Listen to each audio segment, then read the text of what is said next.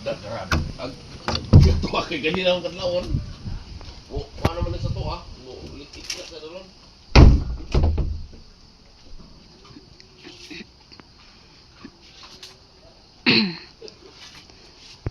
Hello, good morning po mga kasari. Ayan o. Ang oras pa lang ngayon is ano pa guys, 6:04 pa lang guys ng umaga. So ito yung status sa ating tindahan ngayong umaga ng Tuesday guys. Ayan, bali niligpit ko lahat yung mga chichirya dito nakasabit kagabi. Ay yung mga nakagarap po na mga candies hindi ko na inalis dito. Dito lang sila nakalagay. Kaya tingnan niyo po na orong sa lakas ng hangin. So tsaka ko na sabit ulit kapag humina na yung hangin. So malakas ang ulan at hangin dito kagabi guys, dito sa aming lugar sa Bohol. Bali signal number 4. So hanggang ngayon ay ayan, mahangin pa rin. Ayan. Tsaka ano din guys, brown out din. Kaninang madaling araw nag brown out. Hindi kasi kami masyadong nakatulog guys, gawa ng malakas yung ulan at tsaka hangin. Nakakatakot kasi guys. Na-trauma na kasi kami nung bagyong Odette. Ayan. Ayan, malakas pa rin ang hangin sa labas. Ayun o. Ayan, basa yung ating upuan dyan. Dahil sa ulan kagabi. Dati talaga guys, yung bagyong Odette, pag kinaumagahan na grabe. Sobrang daming kalat na mga kahoy dito. Nagsilaglagan. Grabe, sobra yung naranasan namin sa bagyong Odette last 2021. Ayan. Dito nabalik yung mga yung mga kahoy, mga lubi, yung mga niyog. Ayun yung guys, oh, malakas ang hangin.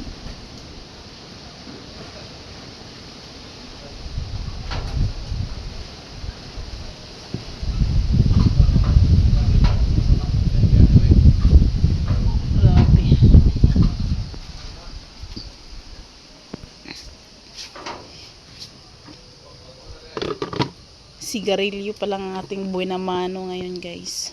Si Papa bumili ng sigarilyo. Wala pang masyadong bumibili. Takot yung mga taong lumabas. Excuse me. Ayan, niligpit ko. Nilagay ko dito yung mga Ayan. Nandito yung mga biskwit natin. Ay, nilipat ko dito yung mga plastic natin kasi magsiliparan ito kapag hindi ko ito tanggalin doon. Nandito yung ating machichirya nakalagay sa eco bag. Ayan, nilikpit ko talaga lahat. Ayan, ito pa siling pan, nilipat ko muna dyan. Ay grabe, nakatakot yung bagyo.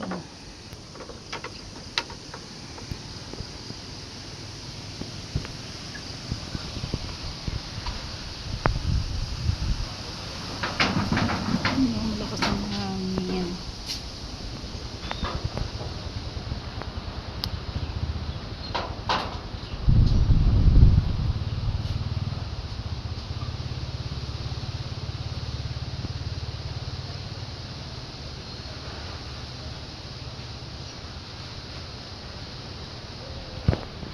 Labas tayo guys, tindahan.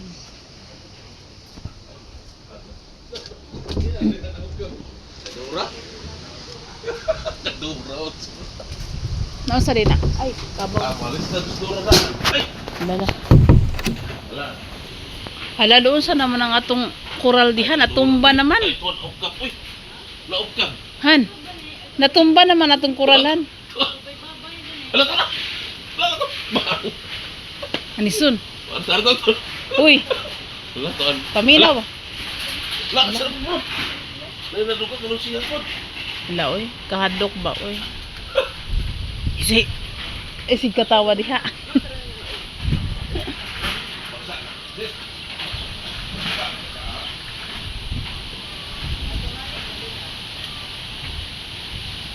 Malakas yung ulan dito sa amin guys. Grabe. Ay, ulan yung hangin. Grabe.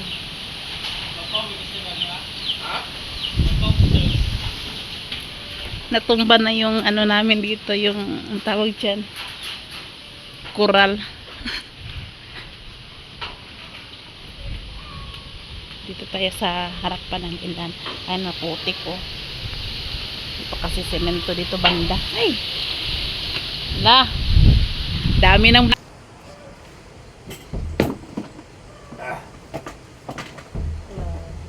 sugas hangin. Matay. Wa pa gali ning bali man. Ano ni bali? Pay dos ya. Bali gali ni Ado. Tignan mo sigay ya, karera. Bang tira mo nagtira.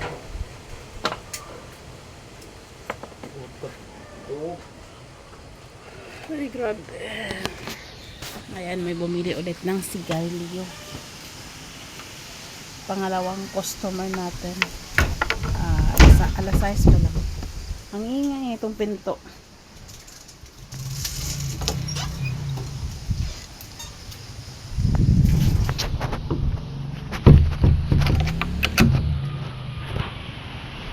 Ay, grabe. Ang lakas ng hangin, guys. Nakakatakot pa.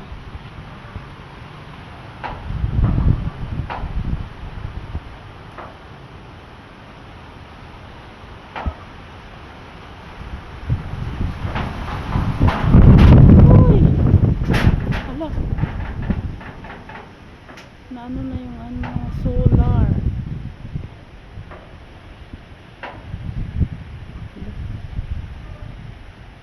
Magbitay-bitay naman.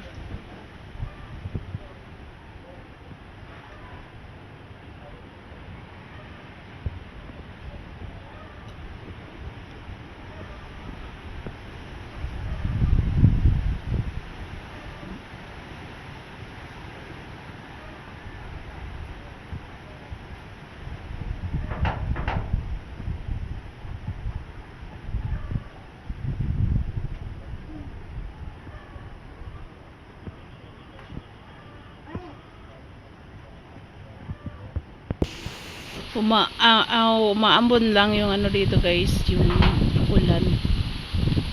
Pero yung hangin yung pinakamalakas. Yun yung malakas dito ngayong umaga. Ambon-ambon lang yung ulan. Ayan. Dati kasi guys, yung hindi pa nagbagyong ulit, ang daming puno dyan, mga niyog. Dito maraming puno. Nung binagyong ulit, ayan, na putol halos. Yan na lang natira. Kaya maliwanag na dyan, banda. Dati ang dilim-dilim dyan, gawa ng daming puno.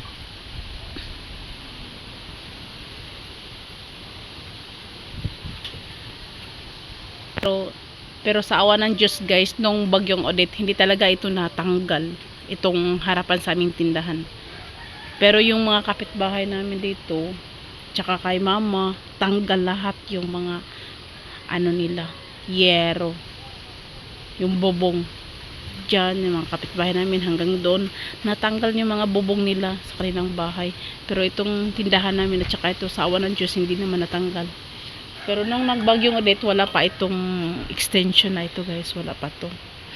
Kaya nung bagyong ulit, itong puno na yan na marang, yan yung mga ano niya, na putol-putol yung mga, ang tawag dyan, yung mga sanga dito nagsiglaglagan. Ayan. Kaya yung mga damit namin noon, grabe, basang-basa kasi pumasok yung ulan dyan sa bintana na yan. Kasi ang hangin galing dito eh. Kaya saktong papasok agad yung ulan at saka hangin dyan sa bintana na yan, kaya basa yung hindi kasi kami nag-expect no na ganun talaga kalakas yung bagyong Odette noon.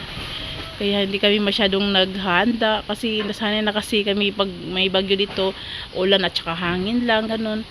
Sus, nung audit, hindi namin in-expect na ganun pala kalakas. Grabe. For the first time sa mga lahat ng tao nakatira dito na nakaranas na ganun kalakas na bagyo. Tsaka kami, first time din namin na nakaranas ng ganun kalakas na bagyo. Talagang halos putol yung mga ano dyan, yung mga puno tsaka niyog, kitang kita hanggang dun sa kabilang barangay dito sa mama.